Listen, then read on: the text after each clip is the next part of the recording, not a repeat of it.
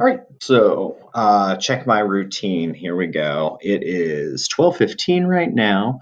I just finished my lunch. I have cleaned up after my lunch. PLC team contacts. Okay, so I did text everyone on the team. It looks like we're doing pretty well. Um, check module content. You know what? There's a spot on the module that I need to finish up so I can unlock it for you guys. Insert video here. Well, let's do that right now. Why are we doing this?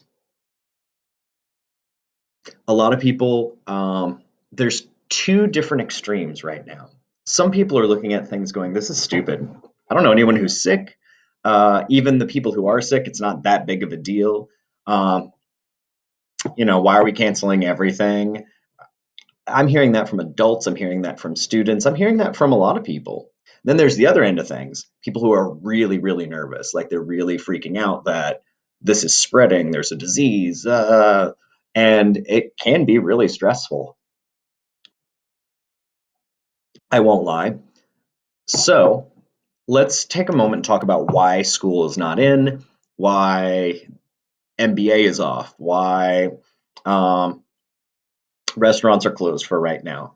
And it's not because of thousands of people dead in the streets. No, that's not your reality. And we know that. It's because we're doing the right thing. And sometimes the right thing is a little weird and sometimes it sucks. But that's what we're doing right now. To help you understand it, let's go back and let's look in history a little bit. About 100 years ago, there was an outbreak of the Spanish flu. Now, the Spanish flu is no regular flu. The Spanish flu is not playing. It killed millions worldwide, just millions of people. It was not good. And healthcare wasn't even as good as it was now because it was 100 years ago. So when the Spanish flu started spreading, this was a much scarier time. Like, doesn't even compare to what we feel right now. If you look down at the bottom, it has the dates. Now, this is back when this happened. I don't particularly remember the year that it happened, but you can Google that and find out. And it says death rate per thousand population. So for in if you took 1,000 people out of the population, this number represents how many people in that group would have died from the flu. So the solid line is Philadelphia. Philadelphia, Pennsylvania, started catching Spanish flu in like mid-September, and they didn't really do much about it. There were not that many cases, not that big of a deal, and what they ended up doing was those cases spread really fast because Spanish flu was very contagious. And once it got to a certain point, and it was probably about early October when they started saying, look, we're seeing these cases spike really fast. So what we want to do is we want to try to prevent them. So they started telling people, please don't leave. Don't leave your home. Don't go around. Don't go outside on the street if you can help it. And what we'll do is we'll try to prevent it from spreading. But by then, too many people had gotten it. It was too late, and there was a lot of deaths in that area. And this just represents the deaths. This little graphy thing doesn't even represent how many people got sick. Now, in St. Louis, Missouri, around the same time, St. Louis saw what was happening in Philadelphia. When Philadelphia started making the rules of we're shutting down businesses, we're shutting down schools, like stay home, close your doors, etc. St. Louis decided to do the same thing. They did not have as many cases and they didn't have as many deaths because of at that point. Because St. Louis did that. Now, a lot of people in St. Louis thought it was BS that you're stuck at home and no one's really that sick. Why are we doing this? But look at what happened. There were deaths from Spanish flu, but it never went anywhere near as many as were in Philadelphia. And one of the reasons was because the cases were more spread out, they never became overwhelmed. Here's what I mean. And this is kind of the model we're using today. So imagine the health room. can treat 20 people a day. People come in to get their temperature taken, or who need some ice, or things like that. She can do 20 people a day, no problem. But if our nurse gets 20 people all at once, yeah, that's going to be a problem. She's not going to be able to care for them all the right way. She's going to have like too many people, not enough resources. So the same 20 people who would have been fine if they were spread out through the day, if they all came in at once, it would just be too much for her. And some of those people wouldn't get the care they needed. All right, well, let's take a look. If Philadelphia's model is the one we follow, there's going to come a point where our health system, our hospitals, our doctors, our nurses, our medications, our technology, that there's too many cases to handle. And they start having to make really difficult choices. You might have heard that in Italy, some of their doctors there are having to make really hard choices because their health system is over capacity. There are just too many sick people coming in at once, and they have to start saying, you will get treatment because you need it, and you would benefit from treatment, but we don't have it, but you'll be better off. It's an awful decision to make. Nobody wants to do that. So here in the United States, because we're trying to address it early, if we do it correctly, what we do is we flatten the curve. You've probably heard that phrase. What that means is, yeah, we're still going to start spreading this virus, but it's going to be slower and it's not going to be as dramatic. And we'll never hit a point where there's too many new patients and not enough resources. Friend of mine who teaches in Indiana sent me the animated version of it. So in this animation, a blue dot is a healthy person, and an orange dot is a sick person, and a pink dot is somebody who was sick, but they recovered. So, easy color coding. So let's let this restart real fast. Let's look at what happens when people are moving around in a city and every sick person, when they come in contact with a healthy person, will spread that virus.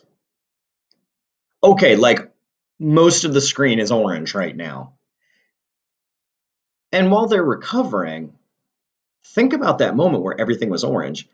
That's way too many sick people for our medical system to be able to handle at one time.